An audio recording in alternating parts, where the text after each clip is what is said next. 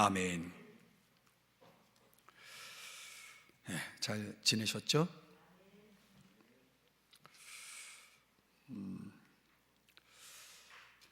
오늘 설교 제목은 한 비천한 사람의 이야기, 이렇게 제목을 붙였습니다.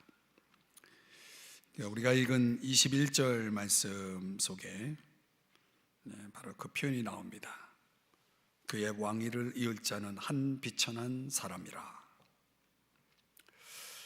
지난주에 이어서 오늘 본문 내용은 이 한 비천한 사람의 이야기로서 그는 다름 아닌 북방 왕,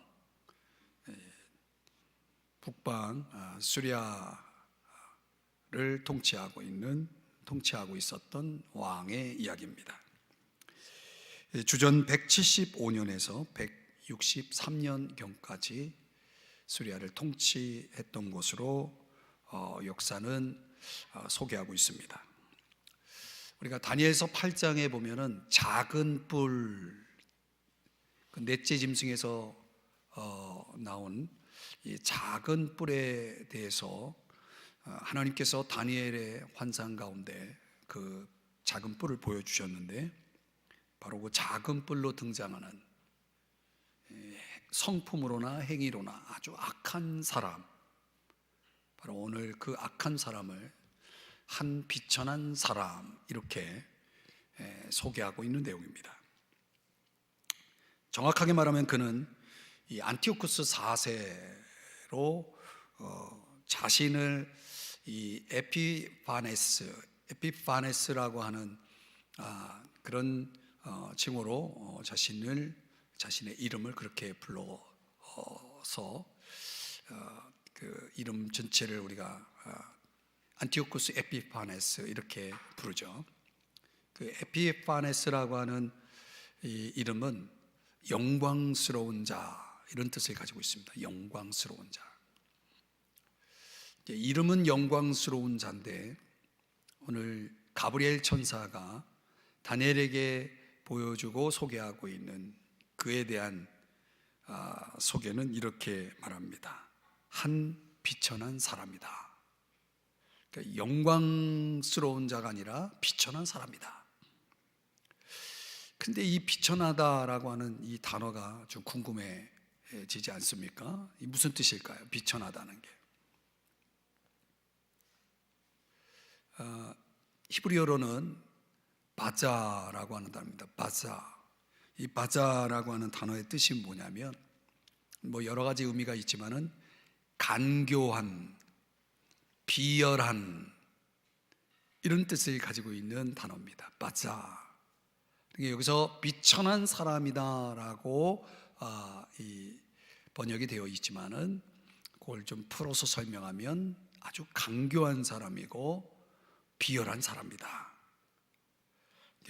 영어 성경에는 vile이라고 하는 단어를 쓰는데, 아주 지독한, 그리고 아주 나쁜, 이런 단어를 사용하더라고요. 그러니까 그런 의미를 다 가지고 있는 비천한 사람입니다. 저는 오늘 이 본문 21절에서 35절까지 내용 속에서 그 비천한 사람 이야기를 함께 생각해 보려고 합니다. 왜 성경은 그에 대해서 이렇게 많은 내용을 할애해서 소개하고 있는가? 이유가 뭘까? 뭔가 그에 대해서 성경이 우리에게 교훈하고 있는 바가 있지 않겠습니까?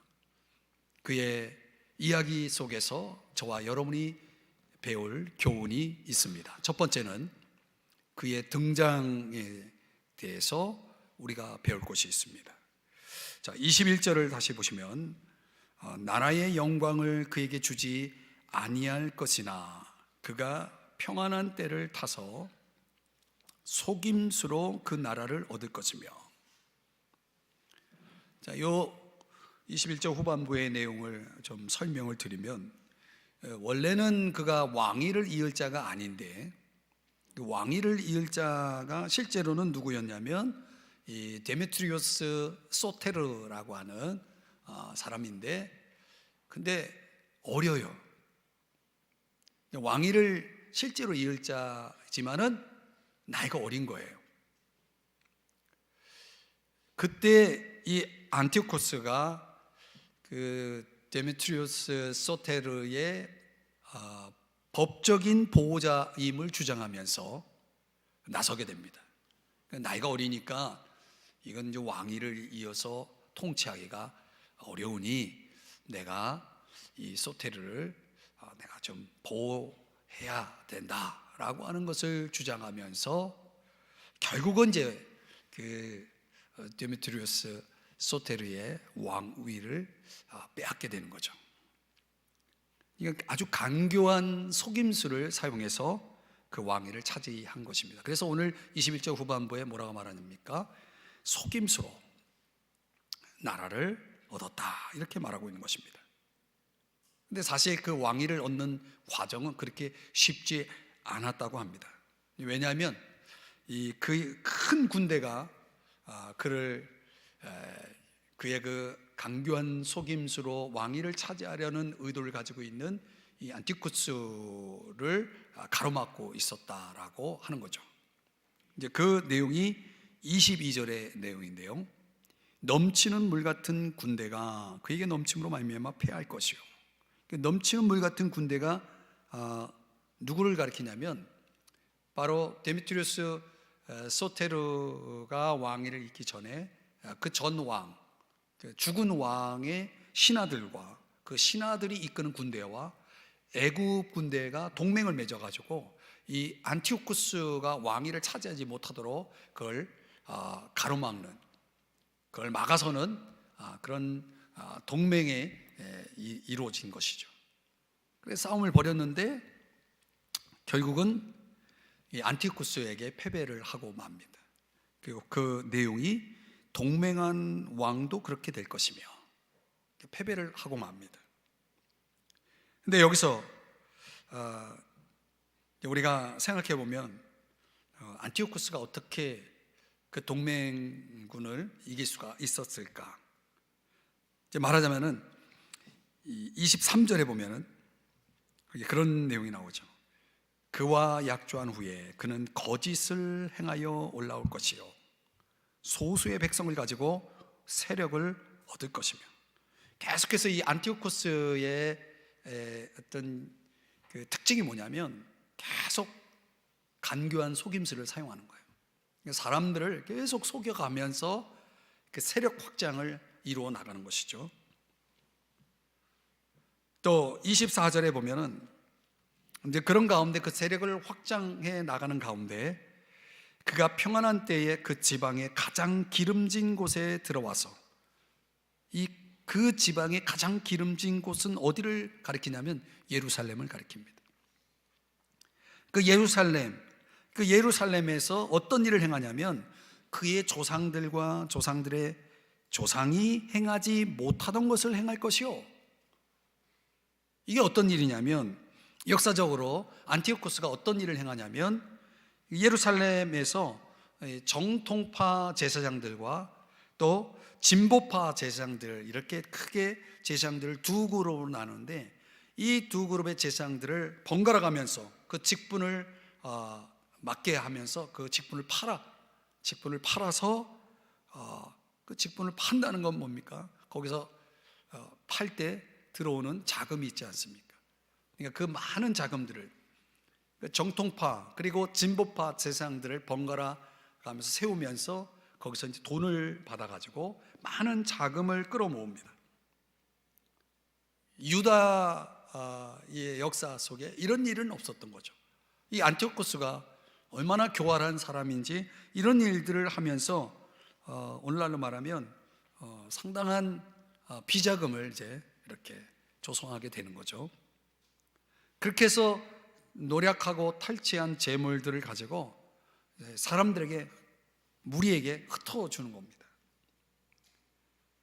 그럴 때 그 흩어준 것을 통해서 계략을 세워가지고 이제 오늘 24절에서 뭐라고 말하냐면 계략을 세워 얼마 동안 산성들을 칠 것인데 때가 이르기까지 그리하리라.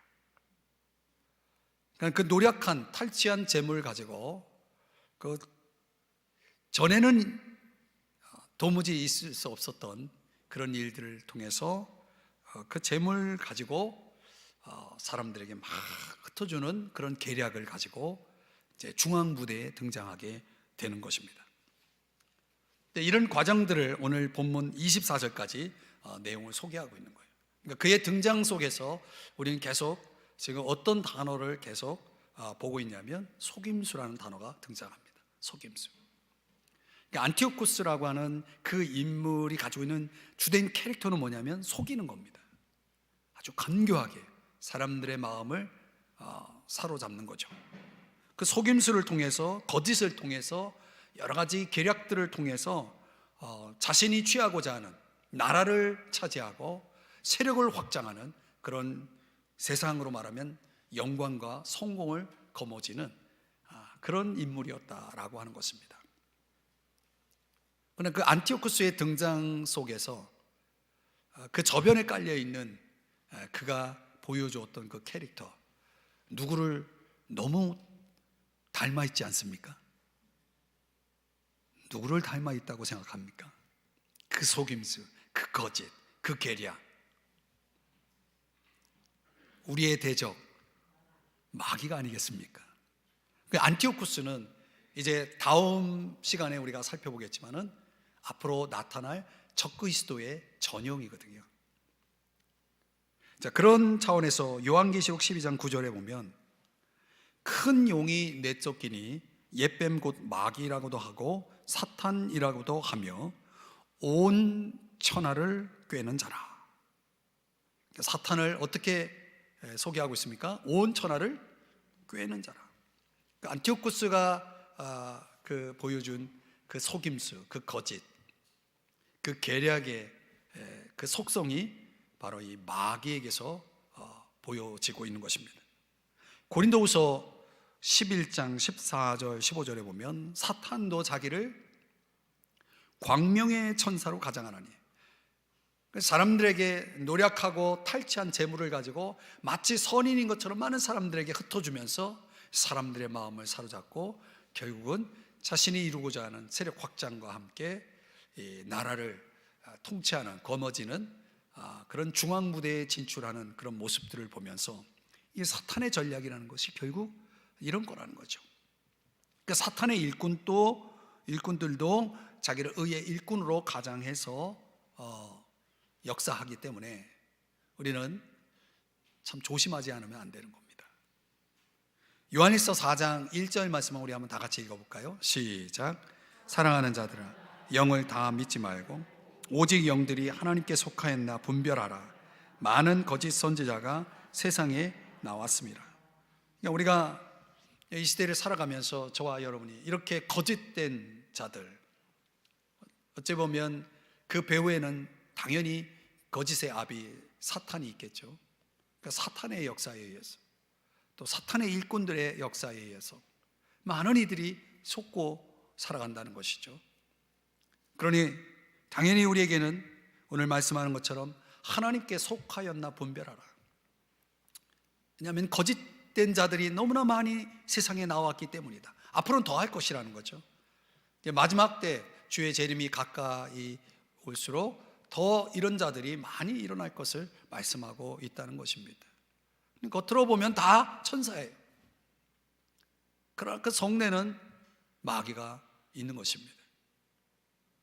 그렇기 때문에 오늘 이 안티오쿠스의 등장 속에서, 이 비천한 사람의 등장 속에서 저와 여러분이 깨달아야 될 것은 너무나 참 비천하고 보잘것없고 약하고, 그러나 많은 이들에게 재물을 흩어주고 누가 보더라도 겉으로는 참 대단한 사람이죠.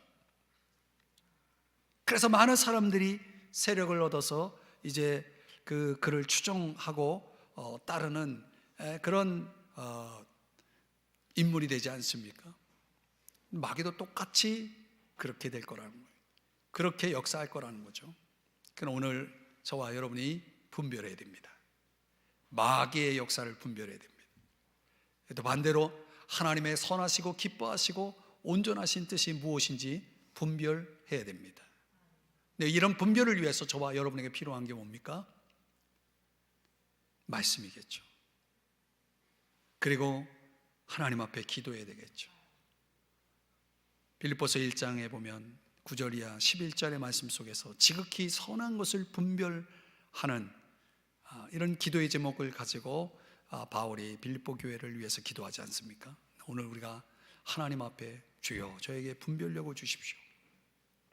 이 세상 살아가면서 하나님의 뜻을 분별하고 또 마귀의 그 괴략을, 속임수를 우리가 분별하지 않으면은 오늘 이 안티오쿠스 같은 그런 장차 그 인물들이 등장할 때, 또 그런 역사들이 일어날 때 속수무책으로 당하고 마는 것이죠. 사랑하는 여러분, 오늘 저와 여러분에게 말씀과 기도를 통하여서 분별의 능력이 주어질 수 있기를 주의 이름 축복합니다. 두 번째는 그의 전쟁 속에서 배울 교훈입니다. 이 안티오쿠스는 그의 군사적인 노력이 굉장히 성공적이었다, 역사가 그렇게 증언하고 있습니다. 이 안티오쿠스의 또 특징이 뭐냐면 속임수에 아주 능할 뿐만 아니라 아주 굉장히 잔인한 캐릭터의 사람인데, 그 잔인함과 힘을 결합시키는 방법을 아주 기가 막히게 하는 사람이었어요. 겉으로 보면 천사인데 속에는 정말 맹수, 짐승이 들어차 있는 거죠. 그러니까 힘과 그리고 계략이 굉장히 뛰어난 사람, 그것을 조합시켜서 그것을 당신의 목적을 이루는 일들을 했던 것이죠. 그래서 안티오쿠스의 첫 번째 군대가 남방 애굽왕 이 프톨레미 6세하고 전투를 벌이는데, 애굽 전체를 다 점령하는 것은 실패하지만은 사실상 그 전쟁에서 승리하거든요.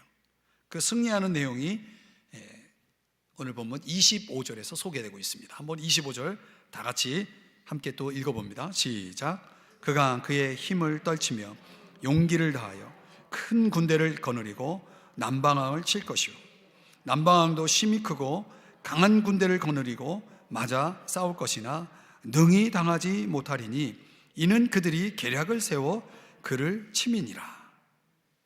그러니까 북방왕 안티오쿠스 그 4세가 남방왕과 전쟁을 벌이는데, 남방도 만만치 않은 거예요, 군대가.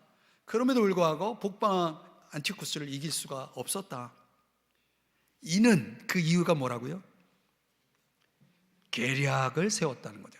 힘만 가지고 전쟁한 것이 아니라 계략을 세워서, 계략을 동원해서 힘과 계략을 결합시켜서 싸워서 결국 남방왕은 이 프톨레미 6세는 게임이 안 됐던 거죠. 도대체 그 계략이라고 하는 것이 어떤 내용일까? 그 역사가 보여주는 것은 뭐냐면, 이 두 왕국 간의 전쟁이 주전 169년에 애굽의 국경 이 펠로시움이라고 하는 요새에서 벌어졌다고 합니다. 그 펠로시움 요새에서 전쟁이 벌어질 때 보통 힘과 힘이 대결하게 되면은 뭐 비슷한 힘을 가지고 싸운다면은 굉장히 치열하게 대등하게 싸움이 벌어지지 않습니까? 그런데 안티오쿠스는 뭐가 또 뛰어나냐면 속임수, 계략이 뛰어난 거예요. 그 속임수 계략을 누구를 공략을 하냐면 이 프톨레미 6세 그 애굽 왕의 신하들, 그 왕의 신하들을 매수합니다. 그 상대 적의 왕의 그 신하들을 매수해 가지고 애굽 왕을 배반하게 만듭니다. 대단하죠. 그래서 26절에 어떻게 예언이 되냐면 바로 이 말씀이에요. 그의 음식을 먹는 자들이 그를 멸하리니. 그러니까 왕의 음식을 먹는 자들이니까 신하들을 얘기하죠. 그 신하들이 그를, 애굽 왕을 멸할 것이다, 배반할 것이다. 그러니까 그 밑에 신하들이 배반을 하니 그 군대가 제대로 되겠습니까? 어떻게 됩니까? 그의 군대가 흩어질 것이요, 많은 사람이 엎드러져 죽으리라. 결국 그 전쟁은 북방아 안티오쿠스의 승리로 끝날 수밖에 없는 거죠. 그러니까 힘과 힘의 싸움이 아니라 힘 플러스 계략과 힘의 싸움이었기 때문에 그 계략을 더한 안티오쿠스의 승리로 이 전쟁이 끝나게 됩니다. 그런데 안티오쿠스가 또 어떤 생각을 가지고 있냐면 이 전쟁에서 승리하는 것뿐만 아니라 아예 저 남방왕을 완전히 집어삼키기 위해서 협상 테이블에 앉습니다. 프톨레미 6세도 어차피 전쟁에서 졌기 때문에 협상을 할 수밖에 없어요. 근데 서로 협상 테이블에 앉아가지고 협상을 하는데 둘 다 생각이 무슨 생각이 있냐면 협상할 의도가 1도 없는 거예요. 이게 말하자면 속내가 다 둘 다 어떻게 하면 저 상대 적을 내가 없앨 수 있을까, 이제 이런 궁리를 가지고 협상 테이블에 앉습니다. 그게 그 계략이 27절 말씀에 예언되어 있습니다. 한번 27절 다 같이 읽어보겠습니다. 시작. 이 두 왕이 마음에 서로 해하고자 하여 한 밥상에 앉았을 때에 거짓말을 할 것이라. 일이 형통하지 못하리니 이는 아직 때가 이르지 아니하였으므로 그 일이 이루어지지 아니할 것임이니라. 한 밥상에 앉았다는 건 협상 테이블에 앉았는데 서로 뭐예요? 협상하려고 한 게 아니고 서로 다른 의도를 가지고 목적을 가지고 테이블에 앉았기 때문에 서로 거짓말하는 거예요. 결과는 어떻게 됐느냐? 서로 자신의 어떤 계략을 가지고 테이블에 앉아서 협상을 했지만 그 일이 어떻게 됐다? 형통하지 못했다. 계획대로 되지 않았다는 거예요. 안티오쿠스가 상당한 계략가지만은 그의 모든 계략이 다 성공한 건 아니었다. 여기에 아주 중요한 말씀이 27절에 담겨 있어요. 여러분이 이걸 붙잡아야 됩니다.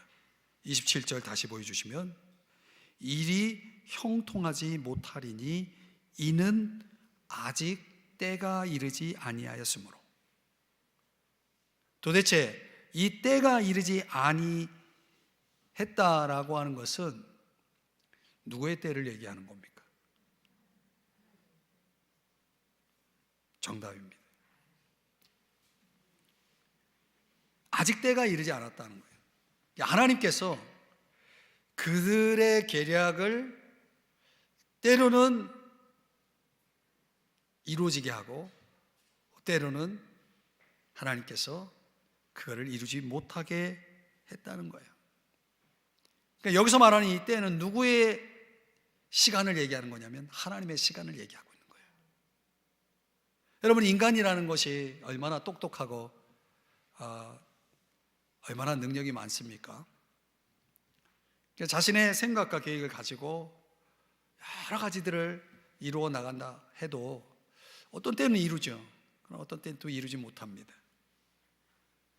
계획은 사람들이 분명히 세우지만은 주님은 여전히 인간들의 그 역사 속에 개입하시는 주권자라는 것을 보여주는 겁니다. 안티쿠스가 아무리 똑똑해도, 그가 아무리 계략이 뛰어나도 하나님 밑에 있는 거예요. 하나님이 그를 다루고 있다는 거죠. 하나님이 그를 다루고 있다는 거예요.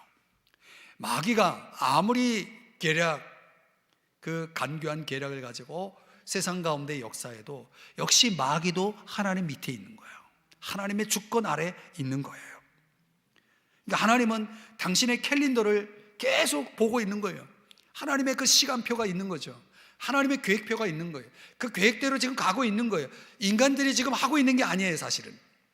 하나님의 계획 속에, 그 플랜 속에 지금 인간들이 그 안에서 이렇게 하고 있는 거죠. 그러니까 하나님은 여기서는 그들의 계획들을 이루지 못하게 했다라고 하는 것입니다. 앞서서는 안티쿠스 계략이 통했거든요. 그러나 여기서는 하나님이 이건 아니야 라고 하나님께서 딱 그 선을 그었다는 거예요. 여러분, 저와 여러분에게 무엇을 교훈하고 있는 것입니까? 여러분, 우리가 좋아하는 잠언의 말씀 16장 1절을 현대인의 성경으로 한번 같이 읽어볼까요? 시작. 계획은 사람이 세우지만 그 결과는 하나님께 달려있다. 아멘이십니까? 예. 제가 여러분들에게 오늘 문자 보냈죠. 기도 없이는 살 수 없는 하루입니다. 사람이 무엇을 계획한다 해도, 또 인간의 그 모든 수고와 노력이 있다 해도 결과는 하나님께 달려 있는 겁니다. 씨를 심고 씨를 뿌리고 그리고 물을 주지만 자라게 하시는 분은 하나님이신 거죠. 그러니까 모든 것이 주님에게서 나오고 주님으로 말미암는 것이, 주님에게로 돌아가는 것이, 이게 진리 아닙니까? 그러니까 하나님은 그분의 작정하신 때가 있는 거예요. 그 시간이 있는 거예요. 그러니까 하나님은 항상 정확하시거든요. 그분의 시간을 조금이나마 당기거나 늦추거나 한 적이 없어요. 항상 정확했다는 거죠. 가나의 혼인잔치에서 포도주가 모자랄 때에 그 사정을 알고 있는 주님이 마리아에게 뭐라고 말씀을 하십니까? 내 때가 아직 이르지 않았다. 사람들이 아무리 예수님을 붙잡아 죽이려 했지만은 내 때가 아직 이르지 않았다. 그 때로 인해서 사람들의 모든 시도는 다 실패로 돌아갑니다.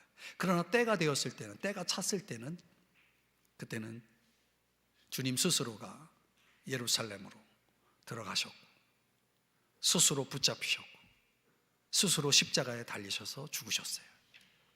모든 플랜은 그분의 시간에 따라서 이루어졌다는 거죠.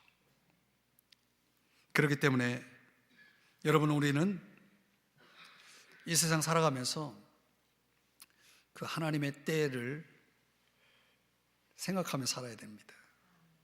진정한 인내라고 하는 것은 우리가 뭔가를 기다리잖아요. 주님에게서 뭔가를 기다리잖아요. 기도 응답을 기다리고 뭔가가 성취되기를 기다리고 주의 재림을 기다리고, 진정한 인내, 그 기다림이라고 하는 것은 자신만만함이 아니라 아버지 수중에 들어가는 거예요. 아버지께서 선택할 시간을 갖도록 그분께 드리는 것, 그게 우리가 해야 할 일들이고, 우리의 기다림 속에, 우리의 인내 속에 그런 삶이 들어와 있는 거죠. 그분이 선택할 시간을 드리는 거예요. 내가 기다리고 있다는 것은. 왜? 그분의 때가 있으니까. 기도라는 것도 그런 것 같아요. 하나님, 도대체 언제, 어느 때까지니까 어찌하여 나의 기도는 이렇게 더디게 응답됩니까? 근데 그분의 때가 있는 거예요. 우리가 기다린다라고 하는 것, 그분의 때를 기다린다라고 하는 것은 뭡니까? 그분의 생각이 나보다 낫다는 것을 의미하는 거죠. 그분의 길이 나의 길보다 낫다는 것을 인정하는 거죠. 어떻게 할 수가 없어요.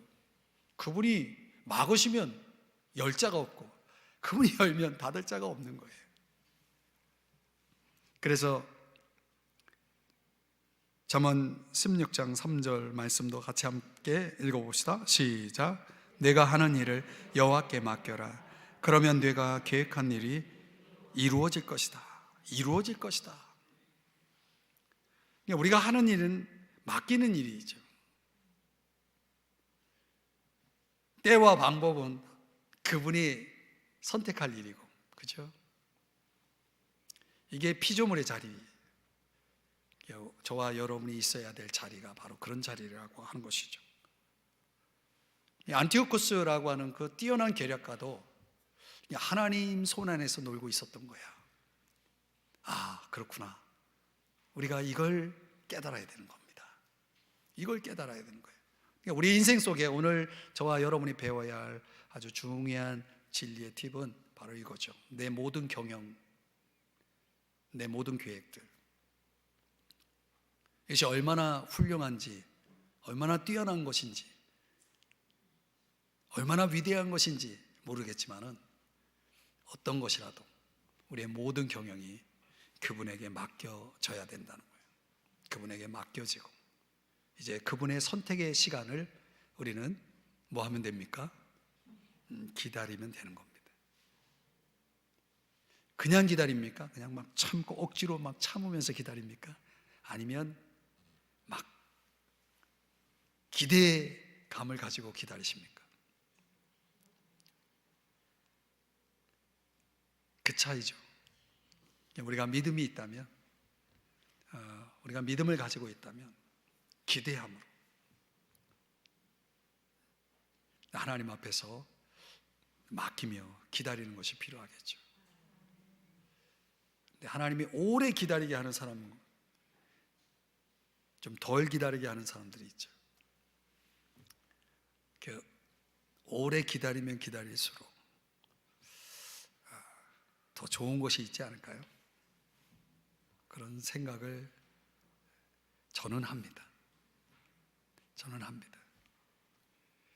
자, 오늘 이 한 비천한 사람의 이야기 속에 그가 치루었던 전쟁의 이야기, 오늘 저와 여러분이 두 번째로 배울 교훈은 바로 이것입니다. 모든 경영은, 그건 사람의 몫이겠지만은 그 결과는 하나님의 선택이, 하나님의 시간에 달려있는 것이다. 그러니 하나님께 맡겨야 한다는 것입니다. 세 번째, 그의 박해입니다. 자, 안티오쿠스가 또 어떤 일을 하는가 보면은 주전 170년에 그가 다시 수리아로 자신의 그 통치권 아래인 그 수리아로 귀환하게 되는데요. 전쟁에서 승리했지만 자기가 충분히 이겨서 충분히 많은 걸 얻었다라고 생각하지 못하니까 화가 나는 거예요. 이겼지만.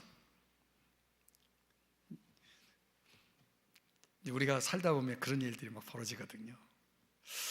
저는 이 말씀을 이걸 준비하면서 뭐가 계속 이게 연결돼서 설명이 되는 거예요. 막 그게 보여지고 막 그런 거예요. 그래서 그런 것들을 보면서 참 신기하다 이런 생각이 드는데, 제가 여러분들에게 이렇게 말씀드리니까 여러분 무슨 얘기인가 못 알아들으시겠지만은 하여튼 그래요.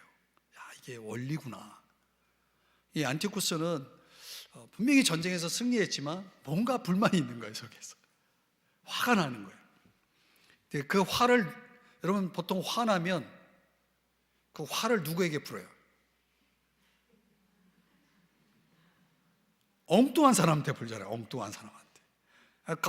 이쪽에서 화가 났는데 이 화 난 거를 이쪽에서 푸는 게 아니라 엉뚱한 사람한테 풀잖아요. 안티오쿠스가 자신의 화를 누구에게 푸냐면 유대인에게 가서 푸는 거예요.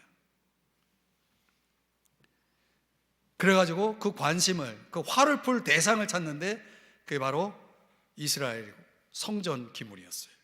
그래서 28절 한번 같이 읽어볼까요? 시작.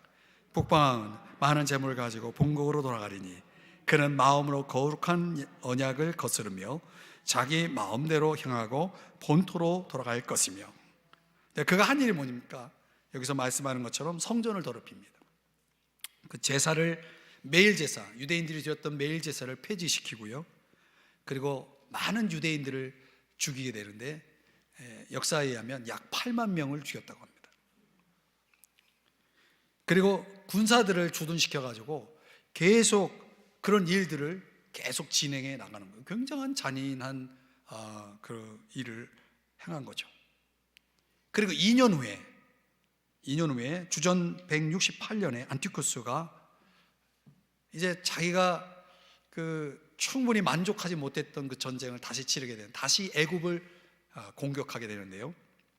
애굽을 공격하는데 이게 웬일입니까?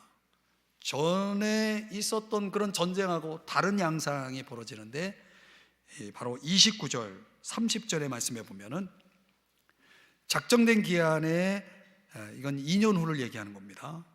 실제적으로 2년 후에 일이 이루어지는데요. 그가 다시 나와서 남방에 이를 것이나, 남방을 공격하는데 이번이 그 전번만 못하리니, 여러분, 사람이 항상 생각하는 대로도 이루어지질 않아요. 똑같은 전쟁인데 전번하고 너무 다른 거예요. 왜 달랐느냐? 30절에 이는 기띔의 배들이 이르러 그를 칠 것입니다. 여기 기띔의 배들이 바로 어떤 사람들이냐면 로마 장군, 로마 군대, 기띔의 배들이 정확하게 역사에 의하면 이 퍼필리우스 레이나스라고 하는 그 로마 장군에 의해서 안티오쿠스가 벽에 부딪힙니다. 애굽을 치러 들어갔다가 갑자기 로마가 이 그를 막아선 겁니다. 그럼 못 가게 합니다. 너 애굽 치지 마라. 애굽으로 못 가게 만들어요. 그러니까 안티쿠스 또 성격이 또 나오죠. 자기 마음대로 또 안 되니까 화가 또 났겠죠. 그 화가 나니까 또 화를 누구에게 풀었겠어요? 또 유대인들에게 가서 또 푸는 거예요. 그래서 30절 후반부에 이렇게 말씀합니다. 다 같이 읽어봅니다. 시작. 그가 낙심하고 돌아가면서 맺은 거룩한 언약에 분노하였고 자기 땅에 돌아가서는 맺은 거룩한 언약을 배반하는 자들을 살필 것이며, 이 계략까지요. 안티오쿠스가 어떤 일을 하냐면 유대인들 중에 틀림없이 아주 신실한 유대인들도 있지만은 굉장히 이렇게 덜한 사람도 있죠. 이 유대인 중에도 신실하지 않은 사람들, 그런 사람들은 안티오쿠스를 오히려 지지하고 또 이 안티오쿠스에게 도움을 줄 수 있는 사람들이 유대인들 가운데도 있었던 거죠. 이제 그런 사람들을 자기를 지지하고 유대교에 있어서 그 언약적인 그런 위치에서 그걸 이제 등을 돌리는, 배반하는 자들을 이제 모아가지고 그들에게 상을 약속하는 겁니다. 그래가지고 어떤 일을 행하느냐?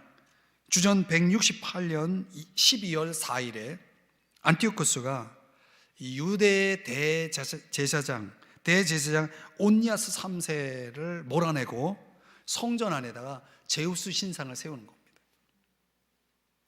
그리고 유대인들이 레위기 11장에 의하면 절대 먹어서는 안 될 짐승, 고기가 있는데 돼지고기예요. 돼지고기. 그 돼지를 제물로 바치고, 누구에게? 제우스 신에게 제물로 바치고 돼지고기를 먹게 합니다. 이거는 유대인들에게는 절대로 있어서는 안 될 일들이 일어난 거예요. 그 가브리엘이 이걸 31절의 말씀에 보면 뭐라고 말하냐면 멸망하게 하는 가증한 것을 세울 것이며, 이렇게 말했습니다. 멸망하게 하는 가증한 것을 세울 것이며. 근데 이거를 예수님이 마태복음 24장에서 똑같은 표현을 또 쓰시는데 24장 15절에 보면은 너희가 선지자 다니엘이 말한 바, 여기 11장에서 지금 말씀하고 있는 내용은 그대로 인용하신 겁니다. 멸망에 가증한 것이 거룩한 것에 선 것을 보거든. 21절, 이는 그때에 뭐가 있겠다? 큰 환난이 있겠습니다. 창세로부터 지금까지 이런 환난이 없었고 후에도 없으리라. 놀랍게도 이 예언이 그대로 성취돼요. 이제 안티오쿠스가 어떤 일을 행하냐면 아예 유대 민족을 몰살시키고 유대인들의 그 종교 유대교를 제거하려고 아주 최선을 다합니다. 그리고 안티오쿠스는 자기의 명령을 따르는 자들에게 있어서는 상을 약속하고, 그렇지 않는 자들에게는 아주 잔인하게 몰살하는 그런 일들을 행하게 됩니다. 그 내용이 다니엘서 11장 32절이 34절인데 한번 보실까요? 그가 또 언약을 배반하고 악행하는 자를 속임수로 타락시킬 것이나, 여기서 또 속임수를 사용하죠. 이건 말하자면 약속, 상을 약속하는 것을 얘기하는 거예요. 상을 약속하지만 상을 주지는 않습니다. 오직 자기 하나님을 아는 백성은 강하여 용맹을 떨치리라. 33절, 백성 중에 지혜로운 자들이 많은 사람을 가르칠 것이나 그들이 칼날과 불꽃과 사로잡힘과 약탈을 당하여 여러 날 동안 몰락하리라. 많은 사람들이 죽습니다. 3, 4절 그들이 몰락할 때 도움을 조금 얻을 것이나 많은 사람들이 속임수로 그들과 결합할 것이며, 계속 이런 방법으로 안티오쿠스가 아주 잔인하게 자기를 따르는 자들에게는 속임수를 쓰고 자기를 따르지 않는 자들에게는 철저하게 박해를 하는 일들을 범하게 되죠. 이 안티오쿠스의 이 박해가 유대인들 편에서는 어떤 작용을 하게 될까요? 어떤 작용을 하게 될까요? 당연히 내가 하나님의 편에 설 것인가, 내가 하나님 앞에 내 인생을 들여서 헌신할 것이냐, 이 기로에 있는 거죠. 만약 그렇게 한다 그러면 안티오쿠스에게 죽음을 당할 것이고, 내가 하나님을 저버린다면 나는 저가 속임수지만 어떻든 상을 약속받고 내가 살 길을 찾아갈 수 있는 것이고, 여러분은 하면 어떻게 하겠습니까? 안티오쿠스가 여러분들에게 지금 선택을 요구한다면 여러분은 어떻게 하시겠어요? 살 길을 찾겠죠?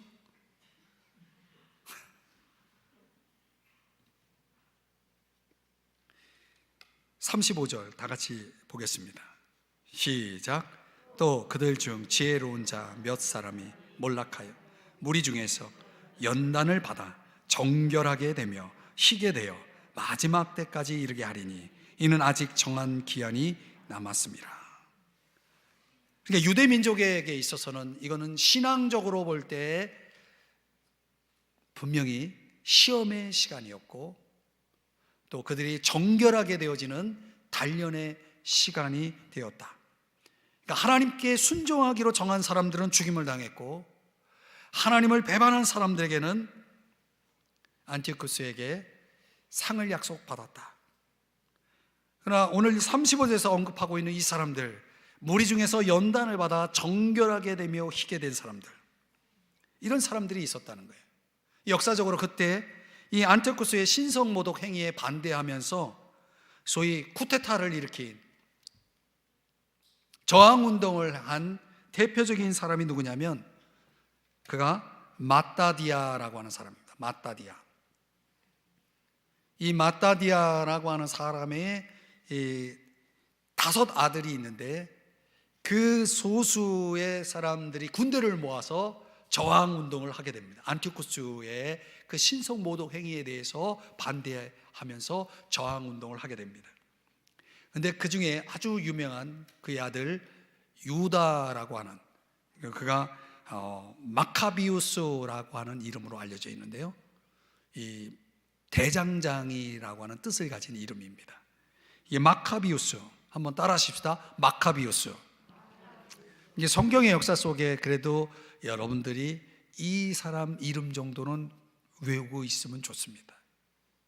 유대의 역사 속에 이 마카비우스라고 하는 사람이 굉장히 중요한 인물이라는 걸 알 수 있는데요, 그 저항운동 가운데 아주 영웅 중에 영웅으로 한 사람을 이야기한다면 마카비우스라고 하는 사람인데, 그가 자신의 도시, 자신의 성전, 자신의 믿음을 위해서 삶을 내려놓고 오로지 저항운동에 전적으로 나서게 되는데, 결과는 어떻게 됐냐? 주전 165년 12월 14일에 드디어 그들의 저항운동이 승리로 끝나게 됩니다. 성전을 깨끗하게 하고 다시 제단을 봉헌하게 되는데요, 유대인들은 이날의 승리를 매년 기념하기 위해서 소위 하누카라고 하는 8일 동안 진행되는 축제를 여는데, 이 축제 하누카라고 하는 것은 빛의 축제, 헌신의 축제, 마카비우스 가문의 축제로 알려져 있는 하누카라고 하는 이 축제를 벌이게 됩니다. 그리고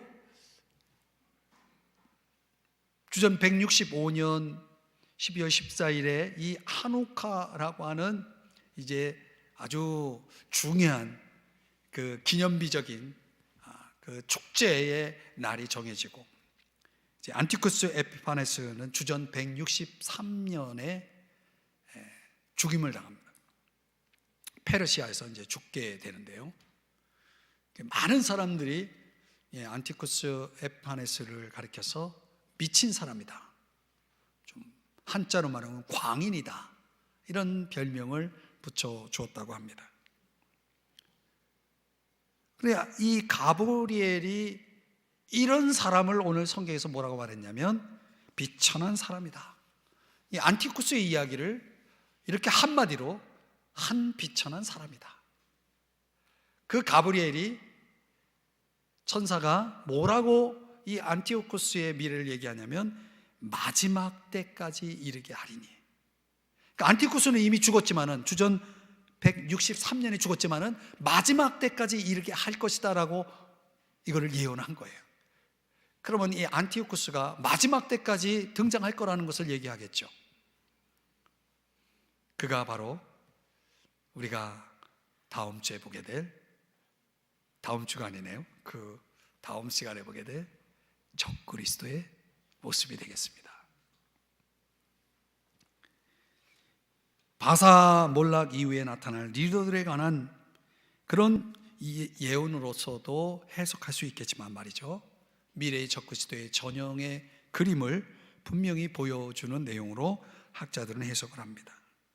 자, 여러분, 틀림없이 안티오쿠스는 자신의 그 속성대로 유대인들에게 자신의 화를 퍼부어서 엄청난 박해를 가할 때 하나님은 그의 박해를 막으시지 않고 그대로 허용하면서 뭘 하고 계셨냐면 유대인들을 어떻게 해요?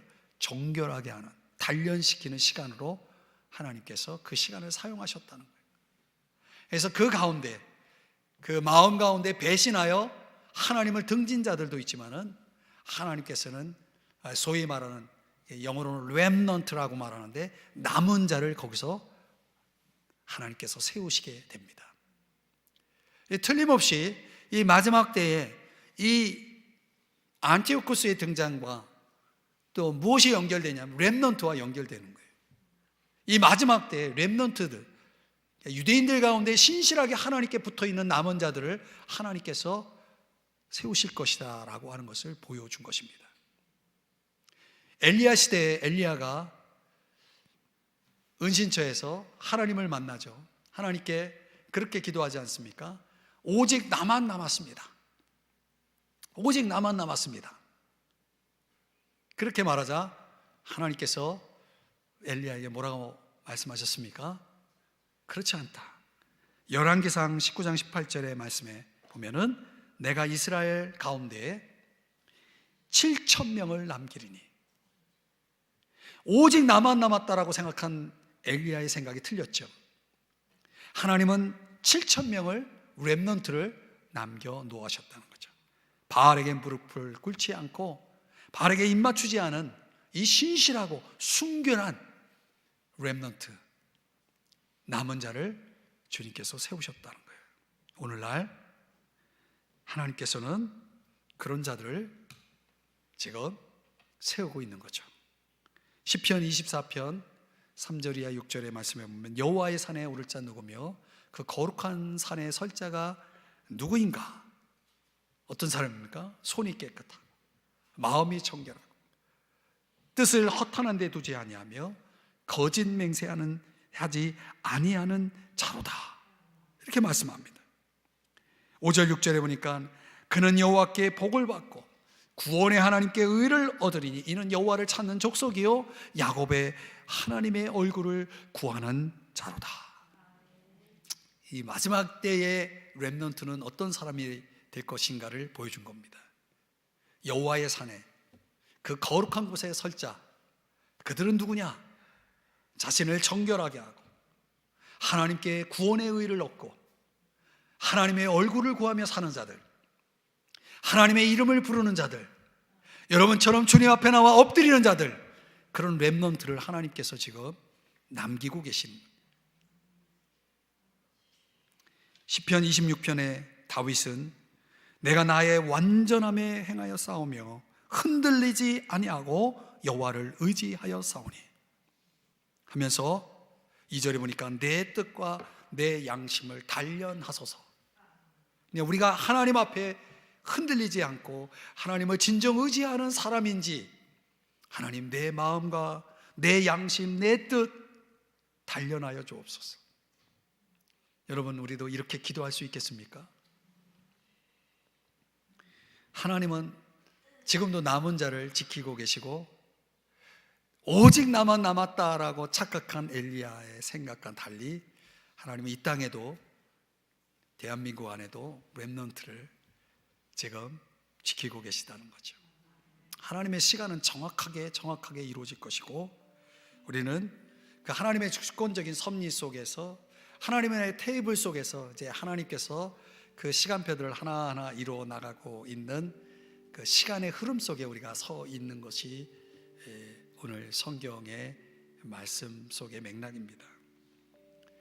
오늘 그런 차원에서 우리의 마음을 하나님으로부터 등을 돌리게 만들고, 뭔가의 그 안티쿠스의 그 교활한 약속에 내 마음을 빼앗겨서 하나님을 등지고 하나님을 떠나버리는 수많은 배신자들이, 배교자들이 나올 때가 지금 우리가 살고 있는 이때입니다.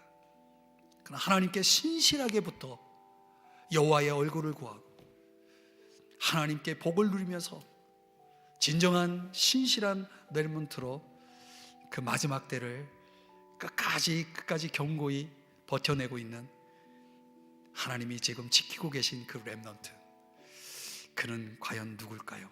그들은 누굴까요? 여러분은 그 그룹에 있는 자입니까? 하나님께 신실하게 붙어 있기를 바랍니다. 이 싸움을 우리는 오늘 이 밤에도 하고 있는 거죠. 비천한 사람, 정확하게는 안티쿠스 에피파네스라고 하는 이 역사적 인물을 지금 다니엘에게 주전 500년경에 이걸 보여줬다는 거예요. 몇백 년 전에 다니엘에게 이런 사람이 나타날 것을 보여주겠다는 거예요. 그리고 그대로 역사가 그대로 이루어진 거예요. 그리고 앞으로 마지막 때까지 이르게 할 거다라고 했으니, 이 안티쿠스의 라고 하는 그 캐릭터를 가진 인물이 또 우리들에게 나타날 것을 말씀하고 있는 거죠. 그게 마지막 때라고 말씀하고 있는 거죠.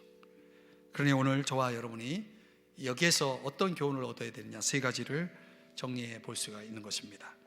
마귀의 속임수, 지금도 온 천하를 꿰는 마귀의 속임수를 분별하고 살아가야 됩니다. 근데 우리의 이 땅에서의 계획, 결국은 다 지나갈 것이고 불에 타버릴 세상이지만은 우리의 모든 범사의 계획들을 그분 앞에 온전히 내어 맡기는 삶을 살아야 된다. 그분의 손에 맡겨야 된다. 그리고 우리는 진정한 인내 속에서 그분의 시간을 기다리고 살아야 된다는 것. 무엇보다도 우리가 주님께 완전히 끝까지 붙어 있어야 된다는 것. 오늘 이 말씀을 저와 여러분은 배울 수가 있습니다. 끝까지 승리하십시다. 기도하겠습니다. 사랑하시는 주님, 오늘 정말 귀한 말씀을 함께 묵상했습니다. 오늘 이 시간 우리가 하나님 앞에 기도할 때 우리의 모든 경영을 주님께 맡겨 주님의 시간에 주님의 방법으로 이루어질 것을 믿고 주님 수중에 들어가는 저희들이 되게 하여 주시고, 또 끝까지 신실하게 주님께 붙어 있는